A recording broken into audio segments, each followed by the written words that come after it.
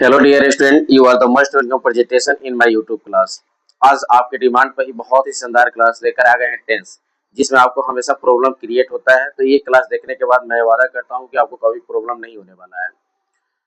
ऐसे तो हम लोग जानते हैं टाइम, समय समय अभी जो चल रहा है वो भी समय है, बीत गया वो भी समय ही था, आने वाला भी क्या है, समय है। लेकिन टेंस और टाइम ये दोनों में थोड़ा सा फर्क होता है कि टेंस क्या करता है, पॉइंट ऑफ टाइम को बताता है, पीरियड ऑफ टाइम को बताता है। और कोई भी समय जो बीता है वह प्रेजेंट में बीता है या पास्ट में बीता है या फ्यूचर में बीतने वाला है, उन सभी चीजों के बारे में क्या करता है, बताता है। अगर इसे सिंपल फॉर्म में कहें तो tense is the form of verb, यानी क्रिया के रूप को ही क्या कहते हैं, टेंस कहते हैं। और इसके जो पार्ट्स है, मैंने यहाँ पर डिफिनेशन लिख दिया है। इस डिफिनेशन को आप चाहे तो अपने नोटबुक में लिख लेंगे। A set of the verb form that indicate a particular point in a time. Time time में ही क्या बताता है, पार्टिकुलर चीजों को बताता है। पार्टिकुलर यानी जो एक्शन हुआ है वो किस टाइम में हुआ है, प्रेजेंट में हुआ है, फ्यूचर में हुआ है, उन सभी को बताने का जो काम करता है वो होता है टेंस होता है। तो इन सभी चीजों को बताने वाले को हम क्या कहते हैं, टेंस कहते हैं। ये पास्ट में भी हो सकता है, प्रेजेंट में भी हो सकता है, फ्यूचर में भी हो सकता है। अब आगे मैंने इसकी सिंपल फॉर्म में लिख दिया definition, tense is the form of verb, यानी क्रिया के रूप को ही क्या कहते हैं, काल कहते हैं। अब इसके मेन जो पार्ट्स होता है वो थ्री होता है। मेन पार्ट्स कितना होता है, थ्री होता है। Present tense, past tense, future tense. अगर इसे इसका डिफिनेशन देखें तो क्या है, an action happens in a present is called present tense, यानी जो एक्शन प्रेजेंट में होता है वह प्रेजेंट टेंस होता है। और उसके बाद में आगे जो पास्ट में जो एक्शन होता है वो पास्ट टेंस होता है, और फिर आगे जो फ्यूचर में होने वाला है वो फ्यूचर टेंस होता है। तो ये तो डिफिनेशन है। तो डिफिनेशन से कुछ खास आगे एग्जाम में आपको नहीं पूछता है, मेन पूछता है आगे इसके स्ट्रक्चर और इसे कैसे आइडेंटिफाई करेंगे, इन चीजों को हम लोग जानेंगे आज। तो मैंने यहाँ पर लिख दिया है प्रेजेंट टेंस। प्रेजेंट टेंस के जो टाइप्स होता है फोर होता है। ऐसा ही पास्ट का भी क्या होता है, फोर होता है। फ्यूचर का भी क्या होता है, फोर। तो टोटल मिला के आपको 12 पार्ट्स को अच्छे तरह से लर्न कर लेना है, ताकि आपको फ्यूचर में प्रॉब्लम नहीं हो। इंग्लिश स्पीकिंग के लिए भी ये बहुत जरूरी होता है। अगर आपको टेंस नहीं आ रहा है तो आप इंग्लिश अच्छे तरह से नहीं बोल पाएंगे। 40% डिपेंड करता है टेंस पर ही, तभी आप इंग्लिश फ्लुएंटली बोल सकते हैं। अब यहाँ पर इसके जो पार्ट्स है फोर होता है। मैंने लिख दिया there are four types of present tense. First मैंने लिखा है यहाँ पर simple present tense, present indefinite tense और प्रेजेंट नॉन प्रोग्रेसिव टेंस। इसके तीन नाम है लेकिन काम एक ही होता है। तो इन तीनों नाम को आप समझ लेंगे। कोई आपको आपसे ये पूछ सकता है सिंपल प्रेजेंट टेंस का स्ट्रक्चर बताओ, फिर इसी को दूसरे नाम से भी कोई बोल सकता है प्रेजेंट इंडेफिनिट का स्ट्रक्चर बताओ, या फिर उसके बाद ये भी बोल सकता है कि प्रेजेंट नॉन प्रोग्रेसिव टेंस का डेफिनेशन बताओ। तो ये रहा आपका टाइप्स। आगे फिर देखते हैं। तो फर्स्ट के बाद सेकेंड देखते हैं। सेकेंड इसका क्या चीज है, प्रेजेंट कंटिन्यूअस टेंस बोलिए, या प्रेजेंट इम्परफेक्ट बोलो, या प्रेजेंट प्रोग्रेसिव टेंस। बात एक ही है, नाम अलग अलग है, तीन है, काम एक ही है। फिर आगे थर्ड नंबर में प्रेजेंट परफेक्ट टेंस बोलो, या present perfect non progressive tense. फिर उसके बाद फोर्थ नंबर में प्रेजेंट परफेक्ट कंटिन्यूअस टेंस या प्रेजेंट परफेक्ट प्रोग्रेसिव टेंस। तो ये इसके फोर पार्ट्स होता है। यही अगर आपको फ्यूचर के बताना होगा तो फ्यूचर का वैसा ही बताएंगे। जैसे सिंपल प्रेजेंट टेंस बोल रहे हैं तो सिंपल फ्यूचर टेंस बोलेंगे, पास्ट बोलना होगा तो सिंपल पास्ट टेंस बोलेंगे। फिर जैसे प्रेजेंट कंटिन्यूअस टेंस है तो पास्ट कंटिन्यूअस हो जाता है, फ्यूचर कंटिन्यूअस हो जाता है। तो इस तरह से सबका फोर फोर पार्ट्स है। टोटल मिलाकर 12 है जो हम लोग समझेंगे, अभी समझेंगे। प्रेजेंट टेंस का सिंपल प्रेजेंट टेंस या प्रेजेंट इंडेफिनिट टेंस। इसमें क्या होता है, ये टेंस क्या शो करता है, ये शो करता है हैबिचुअल एक्शन, नियमित क्रिया। जैसे आई गो टू मार्केट, मैं बाजार जाता हूँ। आई गो टू स्कूल, मैं स्कूल जाता हूँ। तो ये नियमित का काम है, डेली का काम है। तो हैबिचुअल जो एक्शन होगा, जैसे मैं सोता हूँ, मैं जगता हूँ, मैं खाता हूँ, पीता हूँ, मतलब ये सभी जो चीजें है वो क्या हैबिचुअल एक्शन बताता है। और उसके बाद फिर आगे बढ़ेंगे। जैसे साइंटिफिक फैक्ट, साइंटिफिक फैक्ट में ये होता है जैसे all planets revolve around the sun, यानी जो सभी प्लैनेट है वो सन के चारों तरफ घूमता है। तो ये भी क्या है, साइंटिफिक फैक्ट है। तो ये भी किसमें यूज होगा, सिंपल प्रेजेंट टेंस में। और हैबिचुअल जो एक्शन है, नियमित क्रिया यानी डेली का जो आपका काम है, वो शो करता है किसमें, सिंपल प्रेजेंट टेंस में शो करता है।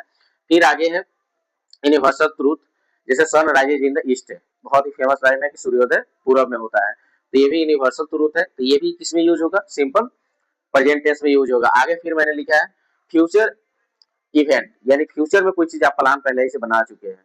जैसे हम बोलेंगे we shift to new house in January, या आप जो भी बोले।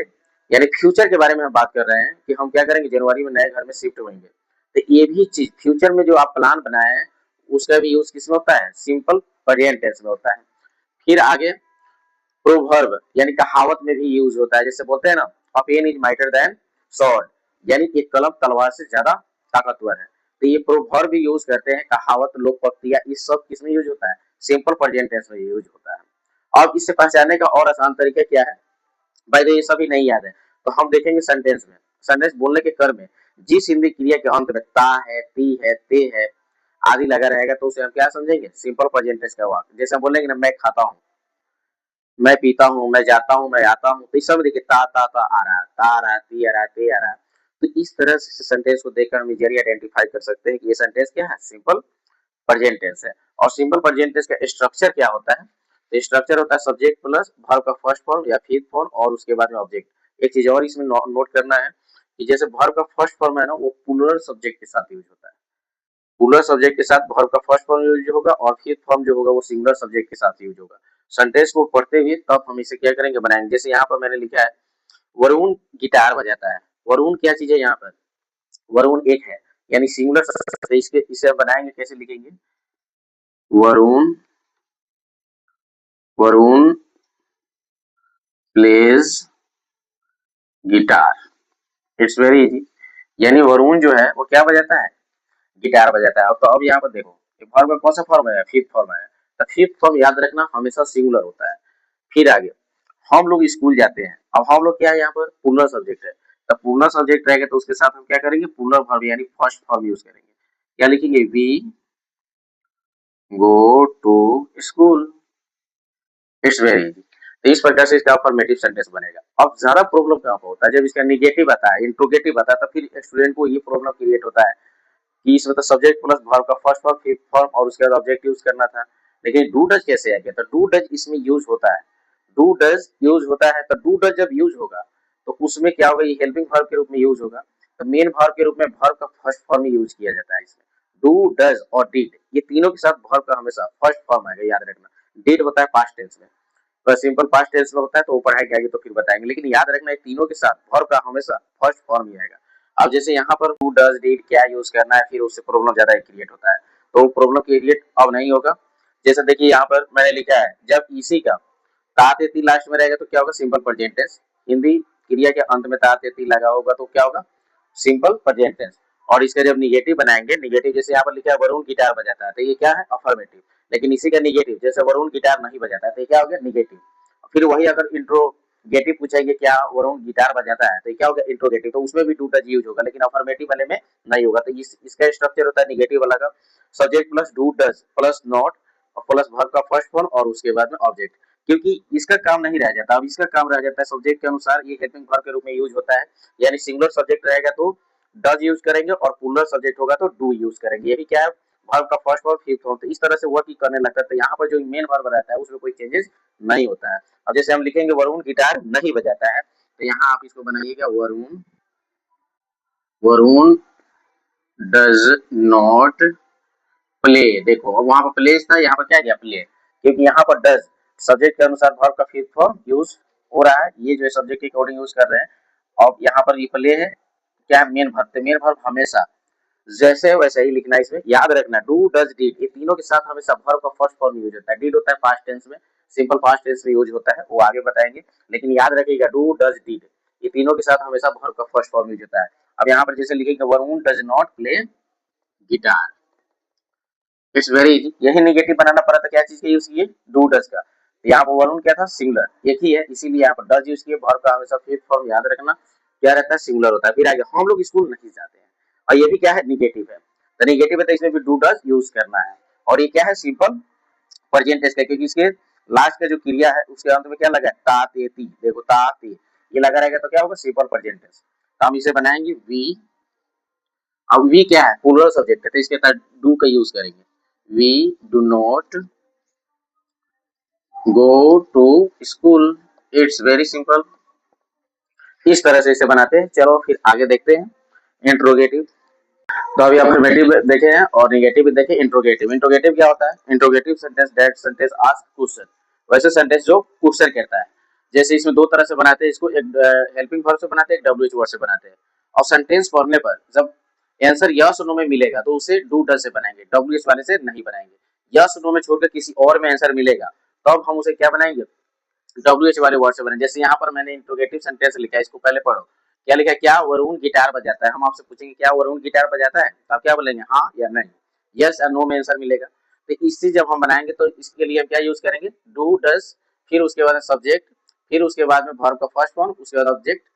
इस तरह से हम इसे बनाएंगे। अगर वही आगे मैंने लिखा है वरुण क्यों गिटार बजाता है, वरुण क्यों गिटार बजाता है, तो आपका आंसर क्या होगा कि उसका शौक है इसलिए बजाता है, या वो म्यूजिशियन बनना चाहता है इसलिए बजाता है। तो यहाँ पर यस नो में आंसर न मिलकर के कोई और में मिल रहा है, कोई और रीजन में मिल रहा है, तो हम उसे क्या बनाएंगे, डब्ल्यू एच वर्ड से। डब्ल्यू एच से शुरू करेंगे, क्यों है तो वाई से शुरू करेंगे, उसके बाद डू डज सब्जेक्ट, उसके बाद वर्ब का फर्स्ट फॉर्म, उसके बाद में ऑब्जेक्ट का यूज करेंगे। अब देखिए हम इसे बनाएंगे, क्या वरुण गिटार बजाता है, तो हम क्या लिखेंगे, पहले यस नो में आंसर मिल रहा है तो डू डज वाले से बनाएंगे, क्योंकि यस नो में आंसर मिल रहा है हाँ गिटार बजाता है या नहीं बजाता है, इसमें मिलेगा तो लिखेंगे डज, क्योंकि यहाँ पर वरुण क्या है, सिंगुलर सब्जेक्ट है, तो इसके अकॉर्डिंग हम डज यूज करेंगे। Varun, Varun play guitar. अब क्वेश्चन मार्क यहाँ देंगे, क्या वरुण गिटार बजाता है, यस नो में आंसर था तो इस तरह बनाए। और फिर आगे देखिए वरुण क्यों गिटार बजाता है, तो इसका जो आंसर यस नो में नहीं मिलेगा। आप बताएंगे कि वरुण को म्यूजिशियन बनना है या उसका शौक है बजाना। तो इससे जब हम बनाएंगे तो डब्ल्यू एच वर्ड से, तो यहाँ पर हम देखेंगे क्या लिखा है, क्यों, तो क्यों का क्या वर्ड लिखेंगे, वाई, वाई। फिर उसके बाद अब इसमें से यूज करेंगे, वरुण क्या है सिंगुलर ही है, दूसरा कोई मैंने नाम नहीं लिखा है, तो यहाँ पर क्या लिखेंगे, डज, वाई डज वरुण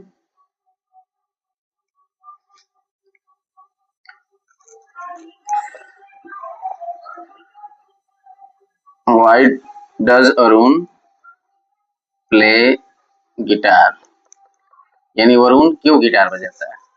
अब समझ में आ गया कैसे इंट्रोगेटिव को बनाना है। फिर आगे है इंट्रोगेटिव ही हो लेकिन इसमें क्या हो, निगेटिव हो। निगेटिव हो तो इसको दो तरह से बनाएंगे, अपोस्ट्रोफ देके आप इसको शॉर्ट फॉर्म में लिखेंगे, क्वेश्चन टैग में इसको पढ़ते हैं, तो यहाँ पर आप क्या करेंगे, डोंट का यूज करेंगे या डज नॉट का, उसके बाद सब्जेक्ट का, उसके बाद वर्ब का फर्स्ट फॉर्म या फिर तो, और नहीं तो आप एक साथ डू और नॉट को एक साथ में यूज कर रहे हैं तो आप सब्जेक्ट के बाद यूज करेंगे।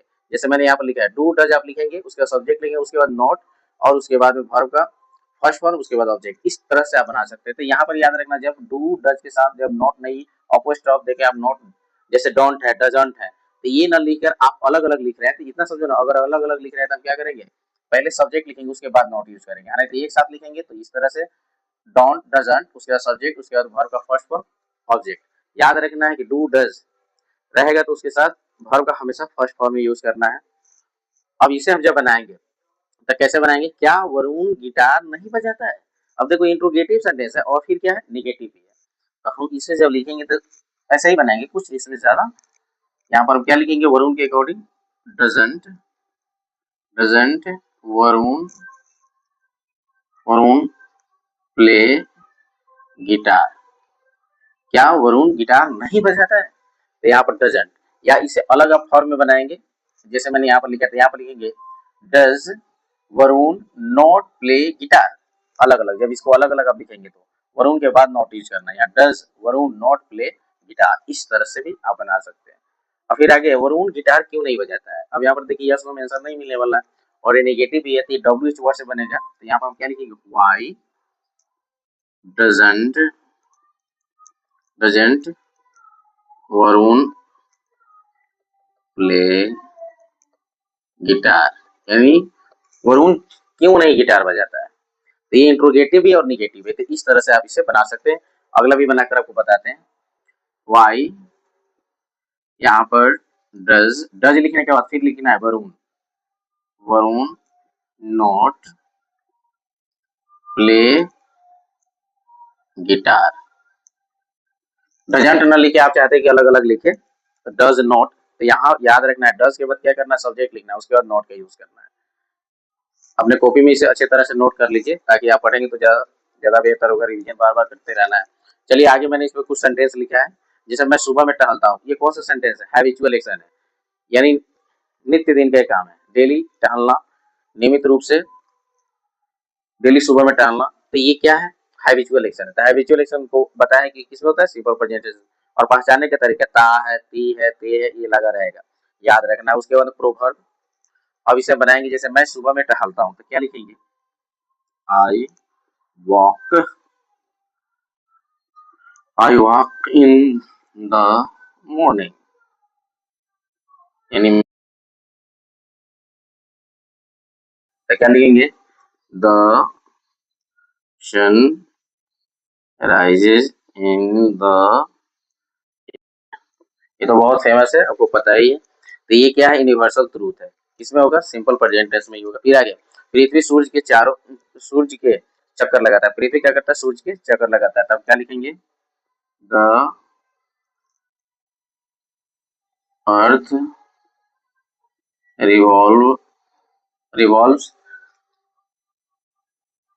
around the sun, around the sun, यानी पृथ्वी सूर्य के चारों तरफ घूमता है।